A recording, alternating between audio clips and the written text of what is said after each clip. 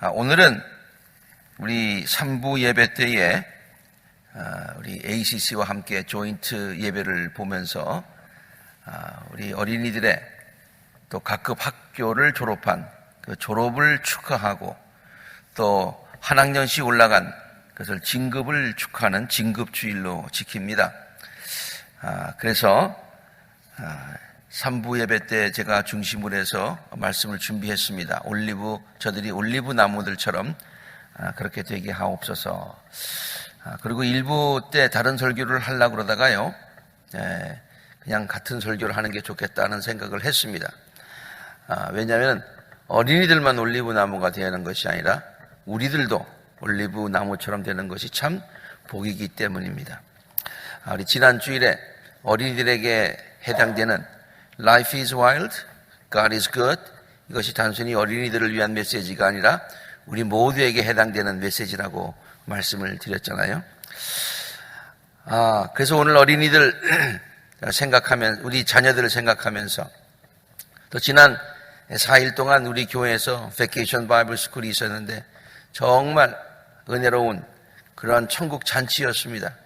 제가 늘 이 기간 동안에 볼리비아 선교를 떠나서 참 어린이 성경학교를 못 보는 그런 아쉬움이 늘 있었는데요. 그쪽 사정에 의해서 일주일이 연기되면서 이번에 제가 여름 어린이 성경학교를 처음부터 끝까지 볼 수가 있었어요. 얼마나 수고들 하고 너무나 좋았는데 어린이들이 저렇게 아주 즐겁게 뛰노는 것을 보면서 참 마음도 기뻤고 저들을 볼 때마다 마음에 저들을 향한 기도가 있었습니다. 그리고 내일도 이제 볼리비아 선교를 출발하게 될 텐데, 물론 어른들도 가지만은 유스 학생들을 중심으로 해서 우리가 가게 됩니다. 그래서 이 기간이 정말 늘 1년 내내 그래야 되겠습니다만은 특별히 우리 자녀들을 생각하면서 저들을 위해서 축복해주고 저들의 앞날을 위해서 기도해주는 그런 기간이 되어야 되겠다라는 그런 생각을 해보았습니다. 저는 이 설교를 준비하면서요, 또 우리 자녀들을 보면서 오늘 설교 제목인 하나님, 저들이 올리브 나무들처럼 복되게 성장하게 하여 주시옵소서. 그러한 기도를 하나님 앞에 올렸습니다. 올리브 나무, 왜 올리브 나무를 또 올렸냐면은 이따가도 설명드리겠습니다만은 올리브 나무는 정말로 성경에서 귀한 나무예요. 이스라엘 사람들이 중요하게 여기는 세 가지 나무가 있죠. 하나는 올리브 나무고요. 그리고 감람나무죠. 올리브 나무가 감람나무죠. 그 다음에 또 포도나무, 이것을 굉장히 귀하게 여기는데, 정말 이 올리브 나무, 이것을 이 성경에 나오는 축복의 상징처럼 되어 있습니다. 참고로 말씀을 드리겠습니다. 성경에는 우리 개역 성경에도 오늘 우리가 읽은 새 번역에는 올리브 나무라고 번역이 되어 있는데, 우리가 전에 보던 성경, 지금 한국교회에서 많이 보고 있는 개역 성경에는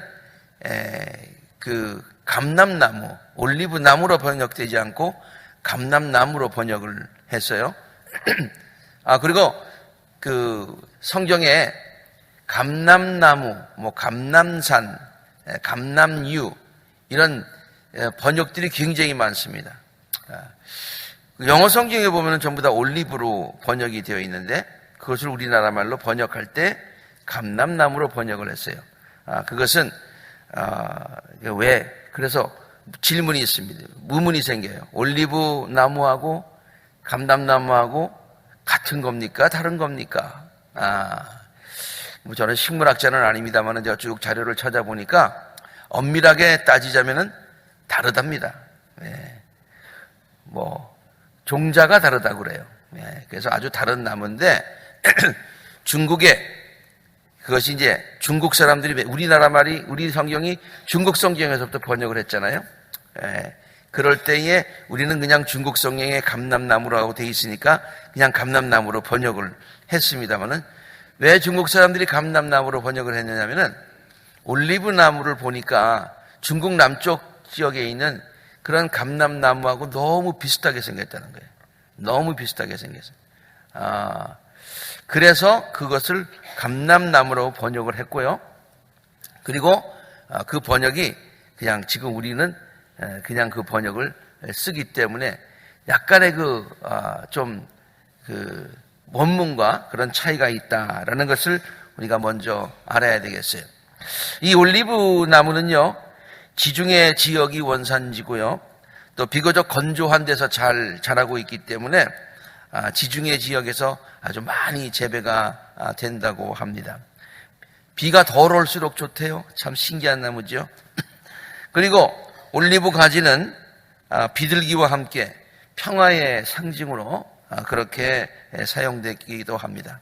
노아의 방주에 비둘기를 내보내고 비둘기는 감람나무를 물어왔는데 감람나무 잎이 아니라 그게 올리브나무 잎이라고 하는 것이죠. 예수님께서 마지막에 기도하셨던 하루 올라가셨던 감람산에 올라가셨다. 그런데 그 감람산은 감람나무들이 많이 있는 그런 산이 있는데요. 그게 정확하게 얘기하면은 감람산이 아니라 올리브산이라고 하는 거죠. 예, 올리브나무. 우리가 성지순례 가서도 거기에 올리브나무들이 굉장히 많이 있는 그 예루살렘이 바라 보이는 바로 그 산 말입니다. 예, 거기에 가는데 그 감람산, 그 동산을 또 가르쳐서 겟세마네 동산이라고 그렇게 또 얘기를 해요. 근데 겟세만이라는 말의 원어를 보면은 이게 옛날에 여기 올리브 나무들이 굉장히 많이 자랐고 올리브 나무들을 전부 다 모아가지고 옛날에는 그 연자 맷돌로 올리브 나무에 기름을 짰다고 그래요. 그래서 큰 연자 맷돌이 올리브 나무 열매를 따서 거기에서 기름까지 짰구나라는 것을 알 수가 있는데요. 왜냐하면은 겟세만이라고 하는 뜻은 기름을 짜는 틀이다, 그런 뜻이에요. 겟세만에 기름을 짜는 틀이다. 그렇게 생각을 해보니까 오늘 설교와는 상관이 없는 얘기입니다만은 예수님께서 겟세마니에서 땀과 피를 짜듯이 흘리면서 기도를 하셨다고 하는 것과 그 기도, 예수님이 땀과 그 다음에 그 피가 이렇게 예수님의 얼굴에서 이렇게 막 나오는 그 모습이 마치 올리브 열매를 이렇게 돌려서 거기에서 연자맷돌에서 그냥 막 해가지고 거기에 기름이 나오는 그 모습을 연상하게 되는. 그래서 예수님께서 그렇게 올리브 나무에서 기름을 짜듯이 그렇게 열심으로 힘껏 주님께 기도했다. 그런 뜻으로 우리가 해석할 수 있을 것이라고 합니다. 또 올리브 나무 얘기가 나왔으니까 이 말씀만 한 말씀만 더 드린다면은, 이따 3부 예배 때는 이게 길게 말씀 못 드리겠습니다만은, 우리 이 시간에 좀 말씀을 드리죠. 올리브 나무의 수명이 굉장히 길다고 그래요. 네. 1년에 그냥 자라야 굉장히 조금씩 자란답니다. 1cm도 채 안 자란다고 그래요. 그래서 평균 수명이 1000년이라고 그래요. 어떤 거는 2000년도 넘어 산다고 그래요. 자료에 의하면은요, 한 나무가 있는데, 그 나무가 알렉산더 대왕이 페르시아 정복 전쟁에 나섰던 주전 331년서부터 지금까지 생존하고 있다고 하니까 그 나무 수령 연도가 2300년이 됐다고 하는 그런 이야기가 있습니다. 우리가 그 성지순례 가서 거기에 겟세마네 동산 그 올리브산에 갔을 때 거기에 올리브 나무들이 굉장히 많이 있어요. 아람들이 이것도 안 되죠. 굉장히 큰 올리브 나무들이 많이 있는데 정확한 얘기인지는 잘 모르겠어요. 그렇지만은 거기에 우리를 설명했던 그 안내하시는 분이 뭐라고 얘기하냐면, 여기에 있는 올리브 나무들이 평균 1000년은 다 넘었고 어떤 나무는 2000년이 넘어서 예수님께서 여기서 기도하시는 것을 본 나무도 있을 것이다. 그렇게 설명하는 것을 들은 적이 있습니다. 그렇게 아주 수명이 굉장히 길다고 합니다. 자, 그래서 성경에 나올 때 올리브나무 또 감람나무 그 차이가 좀 있다. 성경이 그렇게 해서 번역이 됐다. 그것을 이해하시고 우리가 들으시면 좋겠습니다. 아무튼 이 성경의 그 올리브 나무라고 하는 것은요, 또 나무도 그렇고 그 나무에서 난 그 열매도 그렇고 또 열매에서를 짠 기름도 그렇고 뭐 하나 버릴 게 없는 여러 가지 용도로 쓰임을 받고 있다고 하는 것을 알 수가 있습니다. 근데 특별히 다른 나무들은 뭐 사람들에게 많이 쓰임을 받고 사람들에게 그렇지만 특별히 올리브 나무는 사람들에게 쓰임 받는 것도 중요하지만 또 하나님의 성전에 쓰임을 받는다는 사실을 알 수가 있어요. 그래서 이것은 올리브는 이렇게 이렇게 볼 수 있죠. 하나님과 사람들 앞에서 귀중히 여김을 받고 쓰임을 받는 나무다, 그런 얘기예요. 이게 오늘 설교의 포인트입니다.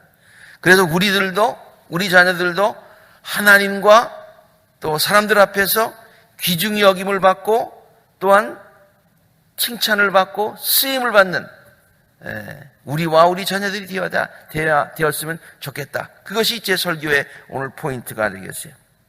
성전의 가장 중요한 부분들, 특별히 정문, 아주 중요한 부분들, 올리브 나무는 조금씩 자라고 소명이 길기 때문에 뭐 엄청나게 단단하다고 그래요. 엄청나게 단단하다고 그래요. 저 남미에 가면은 우리 선교사님이 설명할 때 보니까 뭐 도끼를 찍어도 도끼가 들어가지 않는 그런 단단한 나무가 뭐 있다고 뭐 그런 얘기를 들었어요. 그 나무가 올리브 나무가 그런 잘 모르겠습니다만 아무튼 올리브 나무는 굉장히 단단하다. 그래서 어디에 쓰였느냐? 성전의 가장 중요한 부분에 쓰였는데 열왕기상 6장에 다음과 같은 말이 있어요. 지성서 어귀에는 올리브 나무로 문을 2짝을 만들었고 그 임방과 문설주는 오각형으로 만들었다. 그리고 올리브 나무로 만든 문 2짝에는 그룹의 형상과 종려나무와 활짝 핀 꽃 모양을 새겼는데 그룹 모양과 종려나무 모양 외에도 금으로 입혔다. 또 올리브 나무로 본당의 외실 어기를 만들었는데 그 문설주는 사각형으로 만들었다. 보면은 올리브 나무로 중요한 부분들을 다 만들었다는 것을 성경이 이렇게 자세하게 설명해 주고 있어요.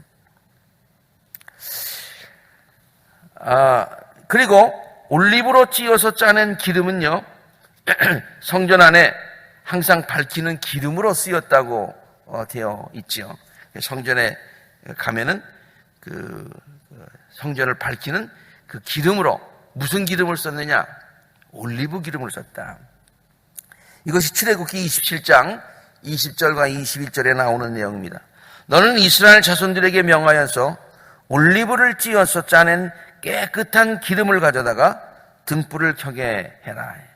올리브를 찧어서 짜낸 깨끗한 기름, 그 기름으로 등불을 켜라. 그 등불은 늘 켜두어라. 아론과 그 아들들은 그것을 회막 안에 증거 앞에 쳐놓은 휘장 밖에 켜두어서 저녁부터 아침까지 주 앞에서 꺼지지 않도록 잘 보살펴야 된다 라고 하는 그런 말씀을 하고 있어요. 이렇게 성전 중요한 곳에 나무도 쓰이고 또 성전을 항상 밝히는 기름으로도 쓰이고 또 우리가 또 기름, 하나님께 쓰이는 기름을 생각하면은 왕을 또 제사장을 안수할 때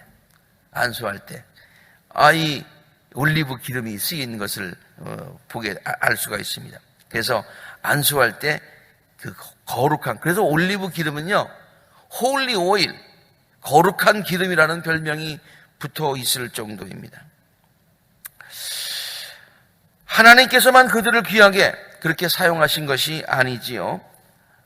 우리가 쉽게 짐작하듯이 올리브 나무의 열매와 그 기름은 사람들로부터 귀하게 쓰임을 받고 있어요. 그래서 올리브 그 열매도 여러분 좋아하시죠? 예. 근데 저는 그걸 좀 먹으면 좀 짜서 좀 짜다 그런 생각이 드는데 우리 집사람은 그걸 되게 좋아하더라고요. 예. 그래서 이태리 시장 가면은 항상 그걸 갖다가 굉장히 많이 먹는데, 전 아직까지 그 진맛을 잘 모르겠습니다만은, 뭐, 시키지 않아도, 오도하지 않아도 그냥 테이블에 다 나오잖아요. 예. 그러니까 올리브 열매는 많은 사람들이 즐겨 먹는 그와 같은 것이고, 또 이걸 먹으면 건강하다고 그래요. 예. 그래서 아주 그 기름진 것들을 많이 먹었는데도, 그 이태리 사람들이 굉장히 건강한 이유는 올리브를 많이 먹어서 그렇다. 뭐 이런 얘기까지 있잖아요. 그 기름은 정말로 여러 가지 용도로 사용하고 있는데요. 한약방에 가면은 감초가 있죠. 그래서 약방에 감초라는 말이 있어요. 그래서 왜 쓰는지는 제가 잘 의학적으로는 모르겠습니다만은 약을 제조할 때 항상 거기에 기본적으로 그냥 다 이렇게 넣는 것을 감초라고 하듯이 올리브 기름은요, 모든 음식을 만들 때에 그냥 다 그냥 기본적으로 치는 그와 같은데 사용된다고 합니다. 그뿐만이 아닙니다. 먹는 데만 쓰는 것이 아니라 올리브 기름은 약으로도 사용된다고 하죠. 예수님께서 비유로 말씀하신 선한 사마리아 사람도 강도 만난 사람들을 만났을 때 치료해준 기름을 발랐다고 했는데, 정확하게 표현하면 그것이 바로 올리브 기름이었다고 하는 것입니다. 우리 성지를 순례하면서 그 지중에 있는 그 연안에 있는 거기에서 정말로 올리브가 얼마나 많은 사람들에게 다양하게 사용하고 있는지를 깨닫게 될 것입니다. 네. 이제 우리가 성지 순례를 가면은 그 중에 하나가 이제 기념품을 사는 그 장소에 들리지 않습니까? 뭐 우리가 데려가 달라고 그런 게 아니라 그냥 자동적으로 데리고 가지요. 그 가서 보면은 그 큰 스토어에 가득하게 진열되어 있는 것이 다 올리브 제품들이에요. 저는 깜짝 놀랐습니다. 저는 그냥 올리브 열매, 올리브 기름, that's it. 그건 줄 알았는데 얼마나 다양하게 많은지 몰라요.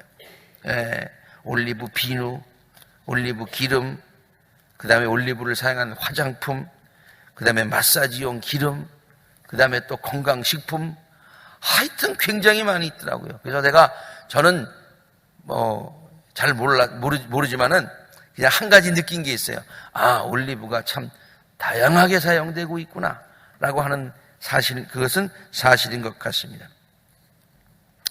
이렇듯 올리브 나무와 올리브 기름은요, 하나님께로부터 귀중히 쓰임받고 또 많은 사람들로부터 유용하게 쓰임을 받는 것이라고 성경이 말하고 있을 뿐만이 아니라, 올리브 그러면은 올리브 나무, 올리브 열매, 올리브 특별히 기름, 이것은 하나님께서 축복의 상징이라고 성경이 가르쳐주고 있어요. 심볼이야. 축복의 상징이야. 아셀 지파를 두고서 이렇게 얘기를 하죠. 아셀 지파는 다른 어느 지파보다도 복을 더 많이 받은 지파다. 복을 더 많이 받았다 하면서 뭐라고 얘기하면, 그들은 형제들을 내서 기염을 받으며 그들의 땅은 올리브 나무로 가득 찼다. 다른 지파보다 더 많이 복을 받았는데 그 복이 뭐예요? 그 땅은 올리브 나무로 가득 찼다 그랬어요. 요엘서에도 이런 말씀이 있습니다. 시온에 사는 사람들아, 주 너희 하나님과 더불어 기뻐하고 즐거워하여라. 기뻐하고 즐거워하니까 복이죠. 주께서 너희를 변호하여 가을비를 내리셨다. 비를 흡족하게 내려주셨다. 우리는 여기가 비 오면 참 싫다고 그러지만은 저쪽은 비가 오는 게 축복이에요. 옛날처럼 가을비와 봄비를 내려주셨다. 이제 타작마당에는 곡식이 가득하고, 그리고 포도주와 올리브 기름을 짜는 틀마다 포도주와 기름이, 그 무슨 기름이에요? 포도주에 기름이 없잖아요. 올리브 기름이에요. 포도주와 기름이 넘치는, 포도주와 기름이, 올리브유가 그냥 막 철철 넘치는 것, 이것이 축복의 상징으로 성경이 우리에게 가르쳐주고 있습니다. 서두에도 말씀드렸습니다만은, 저는 이렇게 지난 주간 중에 VBS 하는 학생들을, 우리 어린이들 보면서, 그 다음에 오늘 진급주일을 지내며 졸업주일을 지내며 또 이제 내일 선교를 가서 또 거기에서도 어린이들을 가르치고 하는 그 어린이들을 생각하면서 또 우리 자녀들을 위해서 기도할 때도 똑같은 기도를 드립니다. 하나님, 저들이 정말로 하나님께서 귀하게 쓰시는 또 많은 사람들로부터 귀중함을 받고 많이 쓰임을 받는 필요 없다라고 이렇게 제쳐지는 것이 아니라 어디 있어? 필요해. 이런 인물들이 되게 해달라고 늘 기도를 드립니다. 그래서 올리브 나무가 되려면 그냥 되는 게 아니더라고요.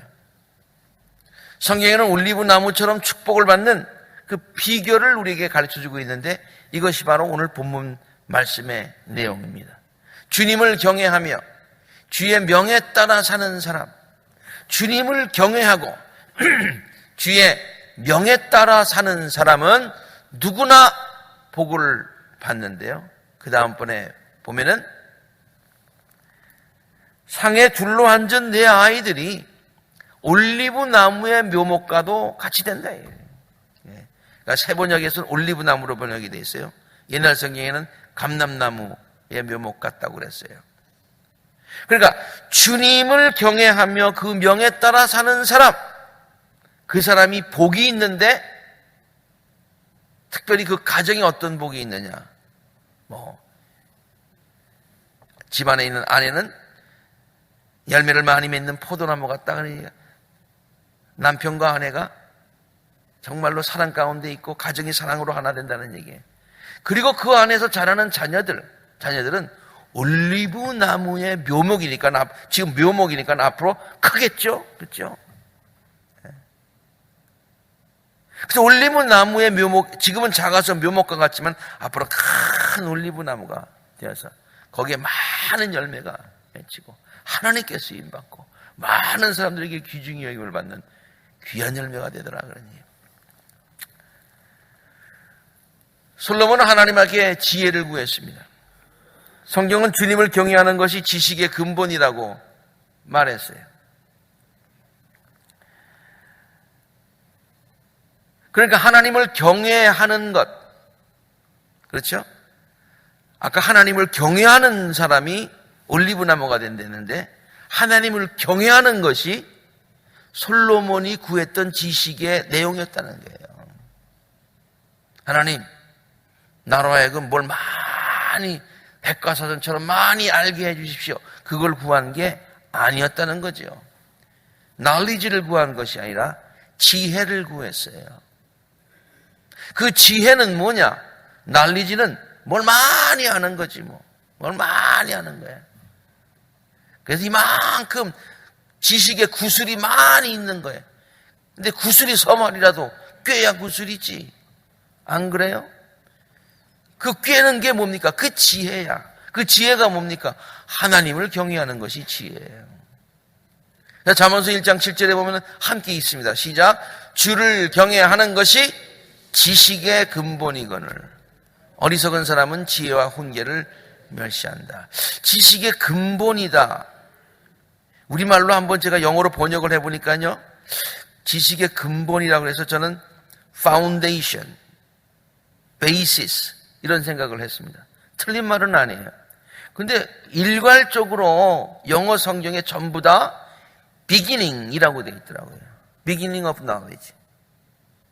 모든 지식을 쌓기 전에 첫 번째부터 쌓아야 될 게 뭐냐? 그게 하나님 경외하는 거 쌓고 그 위에 세상 지식을 쌓아야 된다는 얘기예요. 그렇게 되는 것이, 그렇게 여호와를 경외하게 되면 우리도 그렇고 자녀들도 그렇고 올리브 나무가 된다. 그런 얘기예요. 계속해서 시편에 있는 말씀도 마찬가지예요. 주님을 경외하는 것이 지혜의 근본이다. 주님을 경외하는 것이 지혜의 시작이다. 그런 얘기.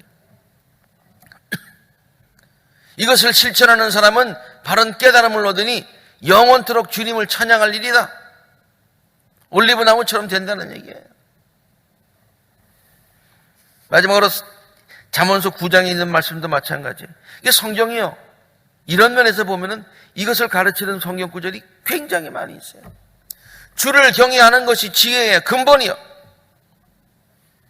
거룩하신 이를 아는 것이 슬기의 근본이요 나 지혜로 말미암아 오래 살 것이요. 아까 올리브나무가 몇 년 산다고요? 미니멈 1000년. 어떤 분이 그러더라고요. 아유, 난 1000년 안 살 거예요.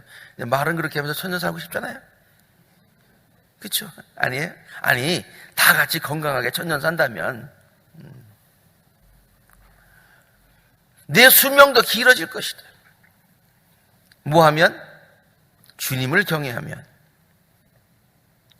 주님을 사랑하면, 주님 말씀 순종하면, 그러면 올리브 나무처럼 축복을 받게 될 것이다. 하나님께서는 이렇게 이 진리는요, 솔로몬이 깨달은 거예요.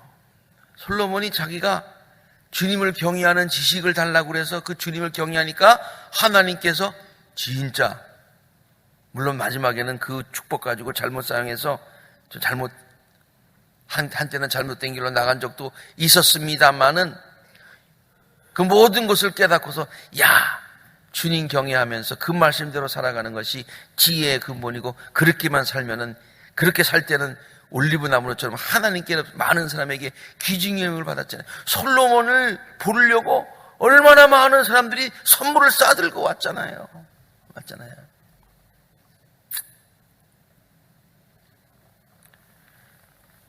그래서 솔로몬은 자기가 깨달은 축복의 비결, 그 자기가 잘못한 것들 하면서 주님을 경외하는 것이 지식의 시작이고 근본이고 이 얘기를 반복해서 잠언서에 기록한 거예요.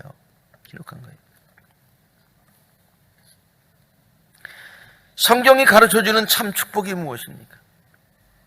참 축복이 무엇이에요?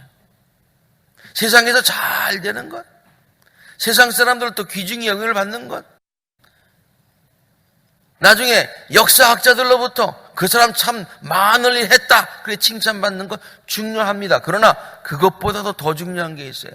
하나님께서 사랑하시고 하나님께서 인정하시고 하나님께로부터 사용받고 하나님께로부터 축복받는 것, 이게 참 축복이에요. 이스라엘 역사를 보세요. 북왕국을 세운 여로보암, 아주 이스라엘 역사에서는 굉장히 찬양합니다. 일반 역사가들은. 그래서 그의 후세 왕 가운데 너무 훌륭해서 여로보암 2세도 나왔잖아요. 2세, 3세가 나온다는 얘기는 그 1세가 대단했던 인물이라는 얘기예요. 그러나 하나님은 성경에 보세요. 여로보암이 악을 행했기 때문에 그 모든 것들이 다 악으로 연결됐다고 그렇게 평가하잖아요. 세상 사람들은 귀중히 여기는데 하나님은 no way. 축복의 반열에서 제외시켰잖아요.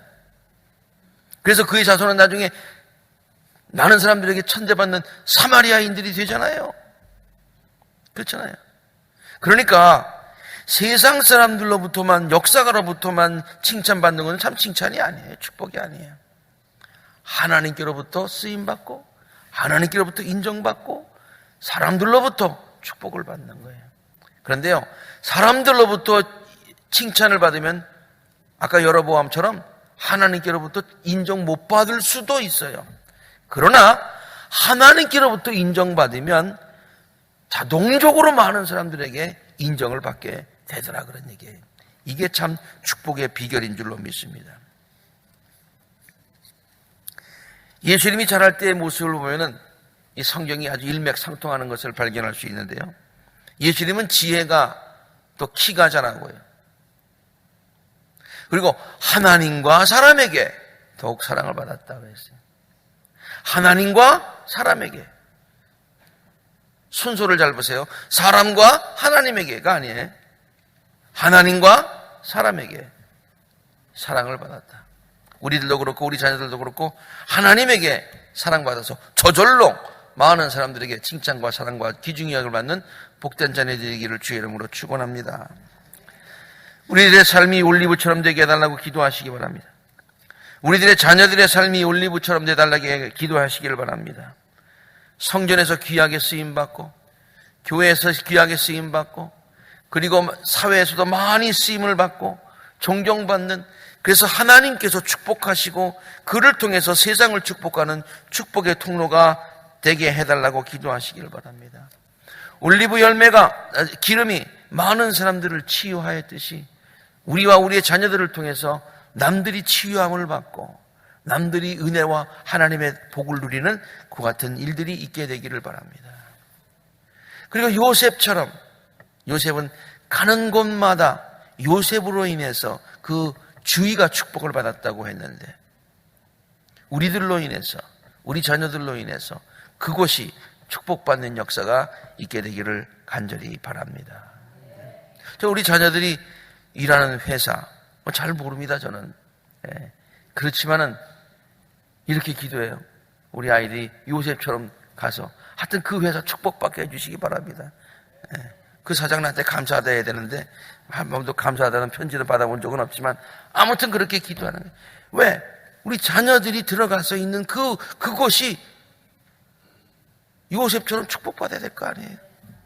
요셉이 감옥에 가니까 감옥도 축복받았어. 감옥도 축복받았어. 요셉이 애굽에 가니까 애굽이 축복받았어. 애굽이 가장 강성한 때가 언제인지 아십니까? 요셉 시대예요. 요셉 시대. 우리와 우리들의 삶이 그렇게 되기를 바라고, 우리들의 삶이 그렇게 되기를 바라면서 늘 기도하시기 바랍니다. 그리고 그냥 올리브 나무만 생각하지 말고 올리브 나무가 되게 하기 위한 방법을 생각하세요. 여호와를 경외하는 것이 지식의 근본이다. 여호와를 경외하며 그 말씀에 살아가는 사람은 복이 있나니 저들의 자녀들은, 상에 들린 자녀들은 올리브 나무의 묘목이 될 것이다 라는 그 말씀을 생각하면서 우리들도 올리브 나무가 되고 우리 자녀들도 올리브 나무가 되어서 정말로 교회와 우리 성도들의 가정에 축복이 넘치시기를 주의 이름으로 축원합니다. 함께 기도하시겠습니다.